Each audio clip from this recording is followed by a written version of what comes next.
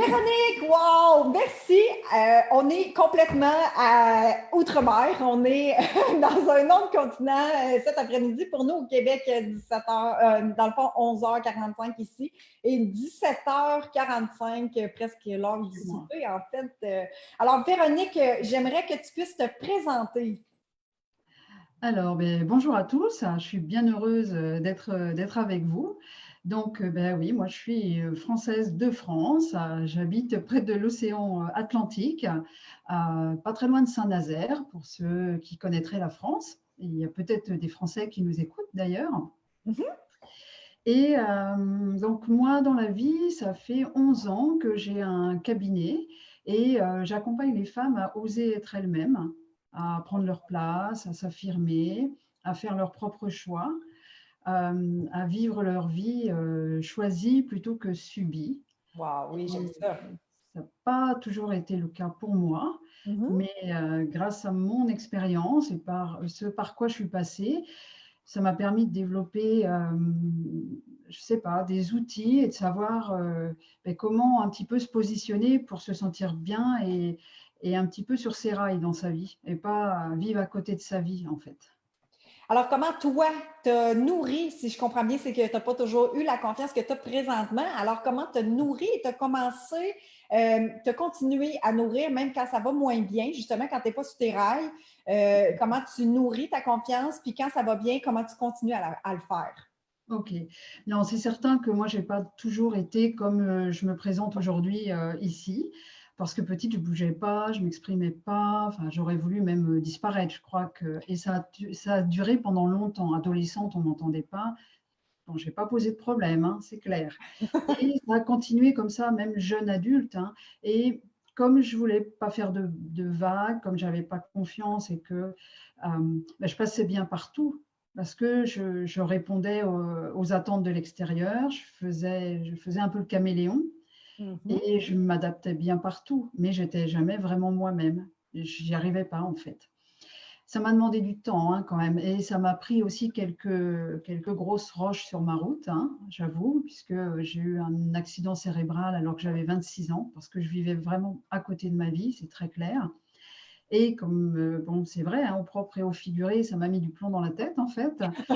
Et bon, merci la vie, hein, je suis là sans séquelles. Mais bon, ça m'a permis aussi de euh, me réaligner un petit peu plus. Mais je dois dire que j'étais encore très jeune à l'époque et même si j'avais, à partir de ce moment-là, moi j'ai décidé de ne plus faire de compromis avec qui j'étais. OK. C'est-à-dire que je ne pouvais pas me permettre de faire semblant parce que j'avais failli laisser ma vie quand même. Mhm. Du coup, c'est très très important pour moi de rester vraiment intègre et fidèle à moi-même. C'est pas pour ça que j'y arrivais facilement, que j'avais totalement confiance en moi.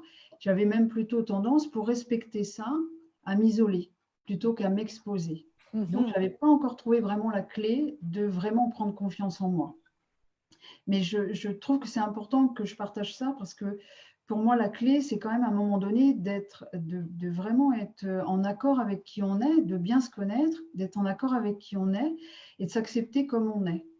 Parce Mhm. que pour moi, souvent, le manque de confiance en soi, c'est qu'à un moment donné, on ne s'accepte pas comme on n'est pas ami avec soi. Du coup, on veut être quelqu'un d'autre, on ne se sent pas à la hauteur, on ne se sent pas assez bien, et du coup, on n'ose pas ou on veut se cacher. Et donc, pour continuer à vous expliquer un petit peu, moi, j'ai fait beaucoup de travail sur moi, bien sûr, hein, pour au départ comprendre pourquoi je fonctionnais comme ça, pourquoi j'avais fait cet accident, pourquoi je n'arrivais pas à m'exprimer plus. Donc, moi, j'avais un outil de prédilection qui était la kinésiologie, que Mhm. je, que j'ai appris, que j'utilise. Et ça m'a pas mal aidé. Et vraiment, hein, les années passant, jusqu'à un moment donné, parce qu'à l'époque, j'étais dans un métier salarié, etc., jusqu'à l'âge de peut-être 40 ans, où là, c'était très clair, où c'était plus possible. Il fallait vraiment que je sois moi pleinement. Et c'est là où je me suis formée, moi, à la kinésiologie et que j'ai ouvert après, j'ai quitté le monde du salariat et je me suis mise à mon compte.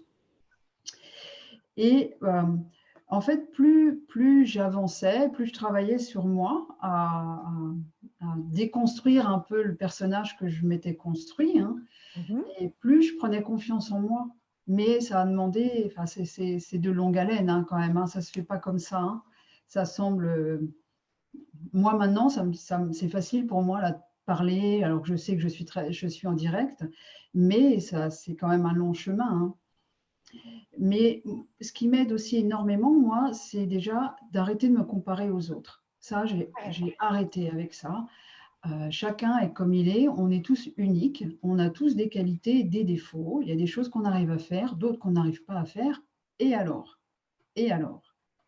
Se permettre d'être soi, en fait, et arrêter de se comparer parce qu'on compare deux choses différentes. Chaque personne est unique, donc on ne peut pas se comparer à quelqu'un d'autre. On peut parfois prendre modèle, se dire: «Ah, ça j'aime bien ça, ça me tire vers le haut, j'ai envie d'aller vers ça». Mais se comparer, ça sert à rien. On se blesse, on se voilà, on baisse en estime de soi alors que ça n'a pas de sens, en fait. Donc ça, moi, arrêter de se comparer, c'est un must.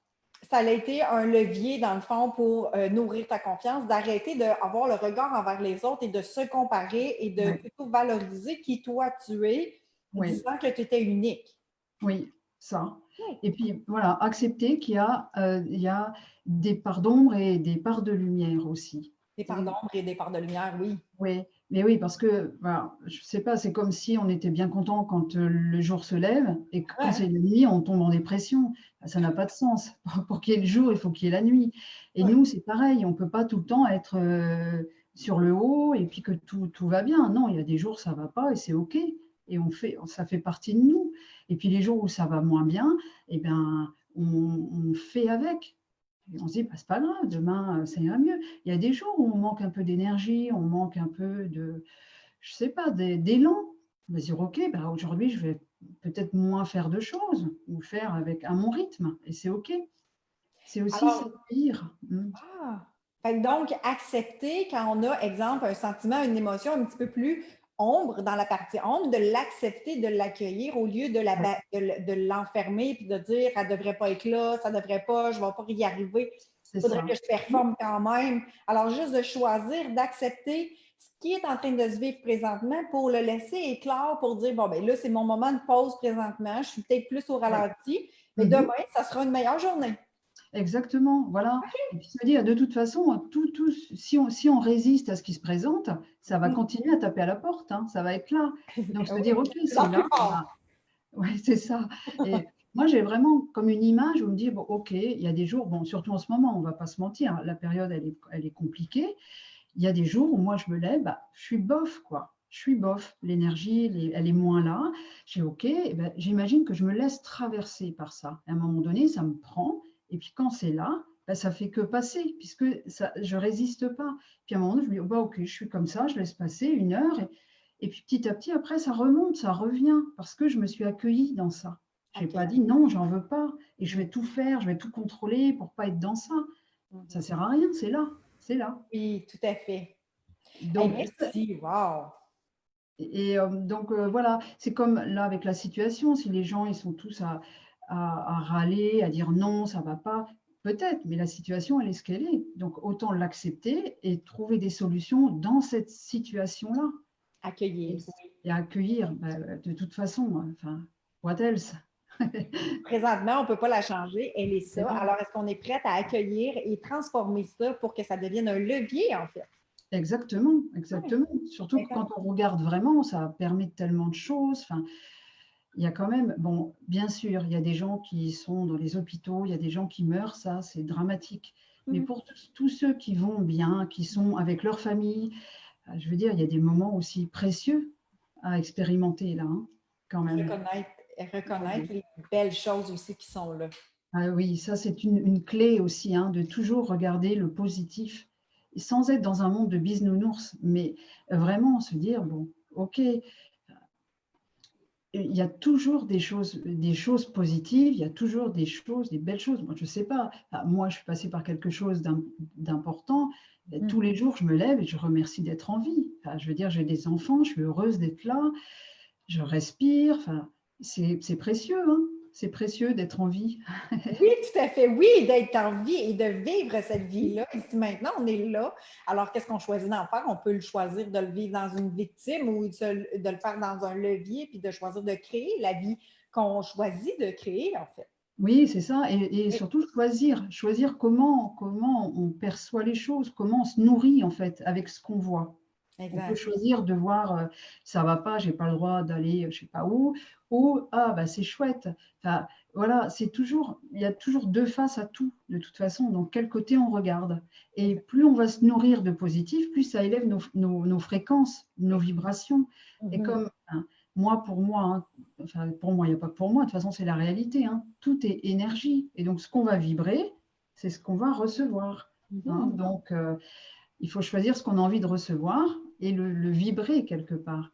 Si, par exemple, je ne sais pas, je pense qu'à mes factures, je vais vibrer du manque, ben, je ne vais Mhm. pas recevoir de l'abondance. Mhm. Si je me dis, j'ai quand même des factures, mais si je vais plutôt vers tout ce que j'ai à profusion, de l'air, je sais pas, du soleil, j'entends les oiseaux, moi je vis à la campagne, enfin, voilà, moi là je vais vibrer une fréquence d'abondance, ben, forcément, je vais recevoir en abondance.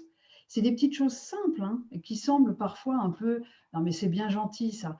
Mais non, c'est la réalité, il faut l'utiliser, c'est précieux, c'est facile, c'est simple, enfin, c'est accessible à tout le monde.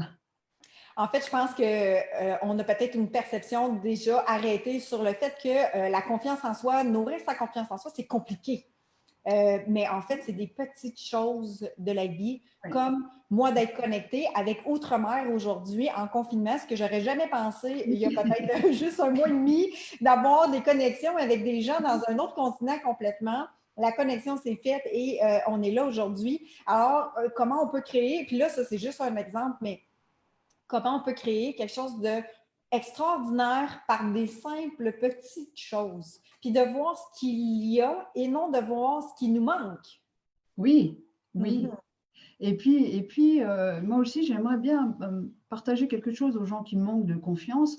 Il y a une chose importante aussi à reconnaître, c'est que peu importe où on en est ou qui on est, on a toujours quelque chose à apporter à quelqu'un. Notre expérience, le peu de choses qu'on sait dans un domaine, ça va forcément apporter à quelqu'un. Donc pourquoi se priver de le partager? Et là, en ce moment, on voit, il y a plein de gens qui partagent un peu de musique, un peu de ci, un peu de ça, des recettes de ça, qu'est-ce que je fais avec les enfants. Et dans la simplicité, juste en étant soi-même, on n'a pas besoin d'avoir un bac plus 12 hein, pour commencer à partager des bonnes idées et se dire bah, je ne suis pas parfaite, mais dans mon imperfection, je vais partager ce que j'ai à partager et ça va être utile à quelqu'un. Moi, quand parfois j'ai une difficulté, là en ce moment, j'essaie de faire des petits lives sur ma page. C'était pas mon habitude. Il y a 6 mois, j'étais même pas sur Facebook parce que j'avais peur d'être visible. Donc, vous voyez, le chemin, il a été parcouru quand même. Et là, je me dis, ben voilà, moi j'ai des clés de gestion du stress ou voilà, pour bien appréhender cette situation, ben, je fais des petits lives et puis je me dis, ça va servir à quelqu'un. Et là, j'arrête de me regarder le nombril et de me dire, ah, mais peut-être je vais pas être assez bien, peut-être qu'est-ce qu'ils vont penser. Je me dis pas ça, je me dis, je vais être utile à quelqu'un, donc j'ai pas le droit de pas le faire. Vous voyez, il y a quelque chose où c'est essayer d'apporter au plus possible, à plus de monde possible, se dire, bah, je fais de mon mieux et ça va aider quelqu'un. Et ça libère de se dire, ah, bah, je suis peut-être pas assez bien, pas assez comme ci, puis est-ce que je suis bien coiffée? On s'en fiche quelque Ah, part. ah oui, de la contribution, puis de juste accueillir qui on est, comme on est, dans notre imperfection et dans notre unicité, de partager un truc, une astuce, quelque chose que vous avez fait aujourd'hui, du bien, une gratitude pour donner et contribuer à la vie des autres. Oui. Et puis une autre petite clé aussi, c'est de ne pas faire de suppositions. OK? Arrêter de faire des suppositions, parce que souvent on se dit, ah ben, je ne vais pas dire ça, parce que peut-être il va penser ça. On est dans la tête de l'autre, on ne sait pas ce qu'il pense. Je vois Exact. beaucoup ça, parce que je vois en séance, il y a beaucoup de femmes qui n'osent pas, ou qui se trouvent comme ci, qui se trouvent comme ça. On voit bien quand on focalise sur un défaut physique, il n'y a que nous qui le voyons, en fait. Les autres, ils ne le voient pas. Ou on se dit, mais pourquoi elle s'arrête pour ça? Moi, je ne vois pas ça. Mhm. Donc, on fait des suppositions. Bah, peut-être l'autre, il va pas aimer. Peut-être qu'ils vont penser que je suis trop comme ci ou trop comme ça. On ne sait pas ce que les autres pensent. Donc, il faut rester un peu chez soi, hein. Déjà s'occuper de son petit hamster. Exact. Moi, j'appelle ça des scénarios, pas d'acteurs. Des Ouais. scénarios sans acteurs, en fait, de commencer à se faire des histoires, puis scénariser ça, puis dire il va se passer ça va se passer comme ça, qu'est-ce qu'ils vont penser. Mais c'est Oui, aussi ramener avec le regard des autres, en fait. Fait que oui, seulement voir comment nous, on se sent oui. pour garder notre légèreté en nous. Oui, ben oui, oui, tout à fait, hein. Et puis, se faire des scénarios, c'est se projeter aussi dans quelque chose qui n'existe pas encore. Ça Exact. génère des peurs, des émotions, et on vit présentement ces émotions-là, alors que la situation, elle arrivera peut-être jamais. Exact. Et, mais bon, ça, c'est apprendre, hein. Moi, je médite beaucoup et vraiment, je conseille à tout le monde de se mettre à la méditation parce que ça entraîne l'esprit vraiment à rester dans son présent. Bien sûr, on peut faire des projets, c'est normal, on a une vie, mais un pas à la fois et se dire, OK, là, pour le moment, c'est ici et maintenant. Mhm. C'est clairement la situation à l'heure actuelle. On peut se faire plein de plans, hein, sur comment ça va se faire et comment on va être déconfiné, comment on va bosser après. On ne sait pas. Donc se dire, OK, bien sûr, il faut anticiper que bon, va falloir quand même tous retrouver un peu à travailler à un moment donné, mais se dire, bon, bah, maintenant, de toute façon, je n'ai pas la main là-dessus. Donc, je vis mon quotidien du mieux que je peux en restant dans une sérénité le mieux possible. Et Oui, puis, on verra au fur et à mesure. exact. Parce que si on commence à se faire des films, bah là, peut-être la fin du monde, hein, dans 2 jours, on ne sait pas. Exact. Ben oui. Alors, pour le mot de la fin, qu'est-ce que tu partagerais comme derniers petits outils très courts que les gens peuvent pratiquer concrètement à tous les jours, en fait? Mais déjà, que vous pouvez vous observer si vous êtes en train de vous juger ou de juger les autres et arrêter immédiatement d'être dans le jugement. Se dire, OK, je suis comme ça, j'accepte d'être comme ça pour aujourd'hui et c'est OK pour aujourd'hui. Et d'être un pas à la fois et d'être, voilà, d'arrêter de se juger, d'arrêter de se comparer, se dire que de toute façon, là où on est pour aujourd'hui, on fait du mieux qu'on peut avec ce qu'on est. On peut Exact. chercher à s'améliorer, mais que chaque jour, on fait du mieux qu'on peut. Mhm. Et essayer, voilà, de peut-être se dire quand, je sais pas, quelqu'un manque de confiance parce que n'ose pas mettre en place quelque chose ou proposer une idée, ou se dire, bon, j'arrête de penser à moi, de ce que les autres vont penser de moi, et je me dis, qu'est-ce que je vais apporter aux autres? Est-ce que je peux être utile? Et tournez-vous vers ce que vous allez apporter aux autres. Et ça aide un peu à arrêter de penser à soi, se dire, mais tant pis, si quelqu'un se moque, peu importe, moi j'essaye d'aider. Exact. Ça peut aider. Après, il y a tellement de choses que, Donc, voilà. on va Voilà. continuer à te suivre sur ta page. J'ai mis le lien de toute façon. Alors, Avec merci grand pour ce plaisir. magnifique partage, de prendre le temps en fin de journée de venir se connecter avec nous au Québec pour pouvoir nous partager de non au jugement, non au regard des autres, mais vraiment se centrer sur comment on se sent et comment on est bien pour se valoriser soi-même. Exactement. Ben, merci beaucoup à toi et c'était avec grand plaisir et j'adore mon objectif. J'avais prévu fin septembre d'être par chez vous, mais là, rien n'est moins sûr. Mais avec grand plaisir, j'irai vous visiter les Québécois. Alors, si on reste dans la valorisation de ce qu'on vient de faire, tu es déjà parmi nous, ici, maintenant. Oui, tout à fait. Merci beaucoup, Véronique. Merci.